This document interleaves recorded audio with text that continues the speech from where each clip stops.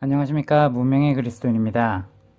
지난 시간에 이어서 칼빈이 후대에 어떠한 악영향을 주었는지, 그가 아무리 큰 업적을 남겼다고 해도 주님 말씀대로 예는 예하고 아니오는 아니오라고 하신 것처럼 칼빈이 어떠한 선택이 우리에게 커다란 우상처럼 자리 잡아 왔는지, 그것에 대해서 설명을 하면서 지난 시간에 예고했던 것 같이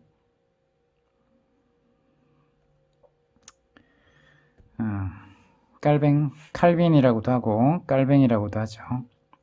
깔뱅과 그 카스텔리오,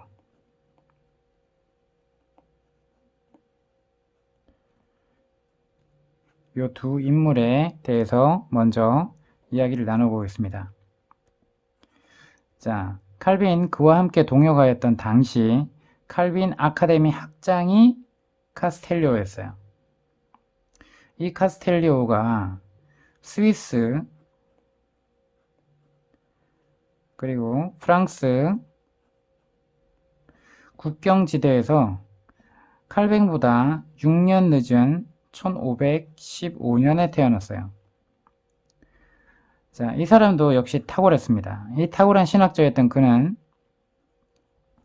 24세 나이가 되었을 때 칼뱅의 승인으로 스위스 제네바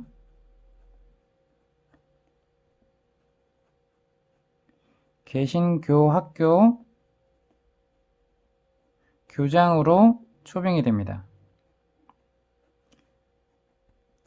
그러나 얼마 후에 둘 사이에 틈이 벌어져요. 칼뱅은 카스티올리의 성경 번역에 대해서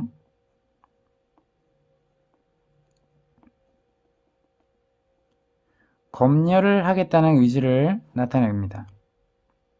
칼뱅을 학자 대 학자로서 대등한 관계로 여겼던 카스텔리오는 칼뱅의 일방적인 권위주의적인 태도에 모욕감을 느끼게 됩니다. 자, 한편 칼뱅은 무조건적인 복종이 아닌 개인적인 판단을 하는 독립적 학자 카스텔리오의 그러한 행동에 대해서 불쾌감과 분노를 참을 수 없었어요. 앞서 얘기했던 대로 칼빈은 좀 성격적으로 정신적인 고뇌를 좀 가졌고 자신에 대해서 비난하거나 하는 거는 굉장히 싫어했던 성격이었다고 합니다. 자, 그래서 결국 칼뱅으로 인해서 카스텔리오가 제네바를 떠나게 돼요. 그 이후에 카스텔리오의 삶은 비참해집니다. 스위스 도시들은 칼뱅에게 정치적으로 속박되어 있었어요. 그러므로 제네바 독재자의 눈밖에 난 인물을 공식적으로 채용을 할 수 없었습니다. 그래서 카스텔리오는 일정한 직업도 얻지 못한 채 집집마다 구걸을 하게 됩니다. 대단하지 않나요? 개신교 학교 교장으로 자신이 초빙을 했다가 자신의 눈밖에 난다고 의견 차이가 있다고 해서 권위주의인 태도로 복종하지 않는다고 해서 카스텔리오를 채용조차 하지 못하게 돼서 일정한 직업도 없이 집집마다 구걸을 하게 되는 신세가 되었습니다. 간신히 바젤의 한 출판사에서 교정하는 일을 하면서 입에 풀칠을 해야만 하는 상황이 됩니다. 이 추방된 카스텔리오가 깔뱅과의 싸움에 뛰어들게 된 것은 세르베투스, 앞서 나옵니다. 이 세르베투스가 이단자로 칼뱅에 의해서 확정이 되고 화형에 처해집니다. 카스텔리오는 침묵을 깨고 이단자에 대하여 그리고 칼뱅의 글에 반박함 이런 등의 책을 쓰게 됩니다. 이 카스텔리오는 인간이 다른 사람을 불태워서 자기 신앙을 고백할 수 없다. 단지 신앙을 위해 불에 타 죽음으로써 자기 신앙을 고백할 수는 있다. 라고 하며 칼뱅을 꾸짖습니다. 만일 이 카스텔리오의 글이 당시 세상에 널리 알려졌다면 칼뱅은 이 공권력을 동원해서 살인죄를 저지른 사실이 백일하에 드러나 치명타를 입었을 것이라고 하죠. 자, 안타깝게도 그의 글이 칼뱅한테 위협이 되지 못합니다. 이 칼뱅의 명령에 따라 행해진 검열에 의해서 카스텔리오의 글들은 인쇄조차 되지 못합니다. 도리어 카스텔리오 자신이 이단자들과 어울렸다는 혐의로 화형에 처해질 뻔하죠. 그러나 다행히 카스텔리오는 쇠약해진 몸 때문에 격렬한 위경련을 일으킵니다. 그래서 급작스럽게 세상을 떠나게 됩니다. 그래서 칼뱅에 의해서 이단자로 화형에 처해지는 것까지는 모면할 수 있게 됩니다. 자, 이러한 사실이 있었어요. 자, 아무리 뛰어난 신학자고 아무리 훌륭한 일을 한다고 해도 성격적으로 인해서 그리고 자신의 분노와 불쾌감과 그런 걸로 인해서 이러한 이단자로 정죄를 한다든지 그리고 자신의 뜻과 다르다고 해서 화형에 처한다고 하든지 이것에 대해서는 그럼 카톨릭이 그렇게 자신이 카톨릭에 대해서 잘 알고 비난했고 이러한 세력들에 대해서 대항해 싸웠었는데 카톨릭이 종교 재판을 당해서 무수한 개신교들이 죽게 되는데 또 개신교 내에 또 생각이 다른 이 사람들을 이단으로 정죄를 하고 또 이들을 화형을 한 것은 카톨릭이 개신교한테 했던 행위와 뭐가 다릅니까? 그렇죠? 자, 이러한 안타까움이 있다는 것은 우리가 알고 가야 됩니다. 우리가 무조건 칼빈이 훌륭한 신학적인 정립이나 이런 것들에 대해서 아주 큰 역할도 하였지만 정말 이런 잘못된 부분은 잘못됐다라고 얘기를 하고 또 이 사람이 후대에 이 사람이 뜻만 따랐던 목사제도와 목사들만이 축도권을 할 수 있다 라고 틀을 잡게 됨으로써 이 당시는 이게 필요했을지는 모르지만 후대에 이로 인해서 이게 고착화되고 이게 오히려 구약의 제사장과 같은 그러한 역할로 자리 잡게 됨으로써 예수 그리스도께서 이제 보이는 성전에 그리고 이 성전 의식이 더 이상 중요한 것이 아니라 영과 진리로 예수 그리스도께 직접 나아갈 수 있는 그러한 권한을 이들이 중간에 서서 성도들과 예수님 사이에 목사의 역할이 중요하다라고 자리 잡게 되고 이것이 사상적으로 아주 뿌리 깊게 후대에 악영향을 미치게 됩니다. 자, 이것은 뭐와 똑같죠? 카톨릭이 한 거랑 똑같지 않습니까? 하나님께 나아가기 위해서 마리아가 있어야 되고 또 사제가 있어야 되고 교황과 사제가 있어야 되고 그리고 성도가 있죠. 그죠? 성도들이 하나님께 직접 못 나가요. 자, 또 고해 성사까지 합니다. 자, 이것이 옳다고 생각합니까? 오늘날 이 역할을 카톨릭의 이 역할이 이름만 바뀐 거랑 똑같지 않습니까? 아니라고요. 성도들이 어떻게 생각합니까, 목사를? 그리고 목사가 성추행을 해도 어떤 죄를 물을 수 있죠? 그리고 교단 내에서 보호를 해주고 자, 재산을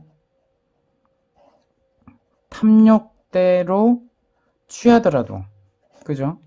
거짓말을 하더라도 양심에 화인 맞은 자처럼 다 통장 계좌나 이런 것들을 조사받으면서 세상 법정에까지 이런 것들이 다 증거가 드러났음에도 불구하고 아니라고 시침이 떼는 그러한 이러한 모습이 또다시 카톨릭의 옷을 입고 있는 것과 뭐가 다르죠? 근데 그것이 씨앗이 된 사건이 칼뱅이었다는 것입니다.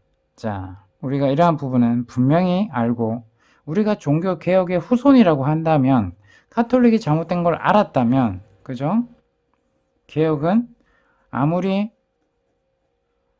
선진 세력들이 잘 해온 부분 잘하고, 그죠? 그것이 하나님의 뜻에 일치하는지, 하나님의 뜻과 사람의 계명으로 나누어지게 되는 계기가 된다면 이것을 잘라내고 하나님의 뜻으로 온전히 돌아가고 원형을 회복해야 되지 않겠습니까?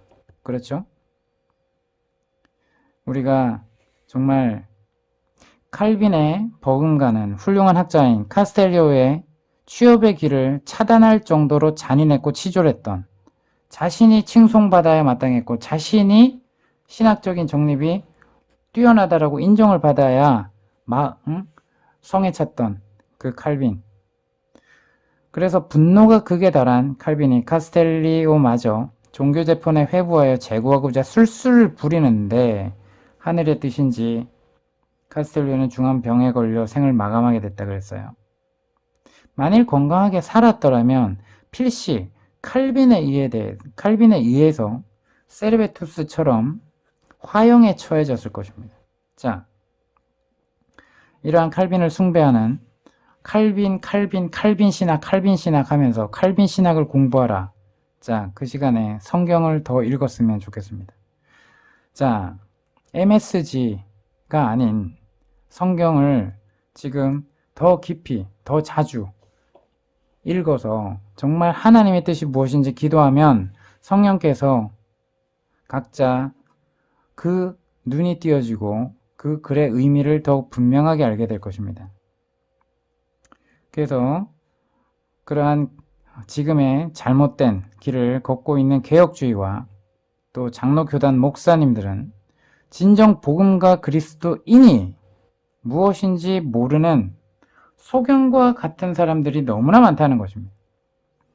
칼빈에 의해서 고소를 당해서 종교재판에 넘어가서 수감되었던 이 세르베투스가 극적으로 탈출을 하게 되는데, 이 순진한 이 사람이 멀리 도망가 숨어야 하는데 오히려 칼빈을 만나서 신학적인 의견을 나누고자 찾아옵니다. 직접 만나서 대화를 하면 통할 거라는 순진함 때문이었죠. 자, 칼빈은 세르베투스가 자신을 찾아온 것을 알고 2번 실수는 하지 않겠다 결심하면서 체포를 합니다. 자, 칼빈이 정말 자신의 주장이 정당을 하다면, 그리고 칼빈이 진실로 예수님을 믿고 거듭난 그리스도인이었다면, 그러한 성령의 사람이었다면 자신을 이렇게 찾아온 이러한 도망자를 어떻게 대해야 할까요? 예수님이라면 어떻게 하셨을까요? 그죠? 예수님을 죽이려고 찾아왔던 그 대제사장과 제사장들, 그리고 서기관들, 이들을 대하는 예수님의 태도는 그들을 지적은 하였지만, 그죠? 그를 죽여야 된다라고 예수님의 제자들에게 선동하지 않았습니다. 자, 이를 찾으려는 추적자들한테 체포해서 넘겨주는 것이 그리스도인이 할 짓인가요? 자, 신학적으로 다르다고 해서 무슨 죽일 죄의 목이라도 있었나요? 단지 칼빈의 주장에 대해서 아니오라고 했을 뿐입니다.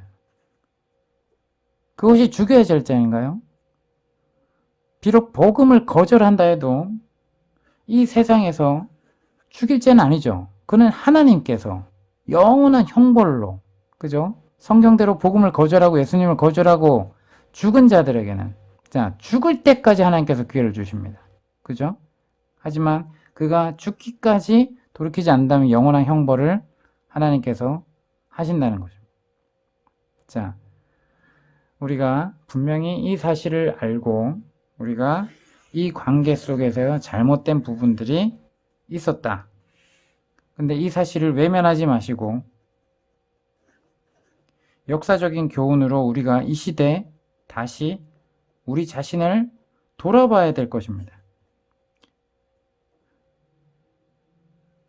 자, 이것으로 오늘 영상은 짧게 마치겠습니다. 지난 시간에 약속했던 것처럼 칼빈과 카스텔리오의 사이에 대해서 좀 더 부연 설명을 하고자 이 영상을 제작하였습니다. 구독, 좋아요, 알림 설정은 큰 힘이 됩니다. 감사합니다.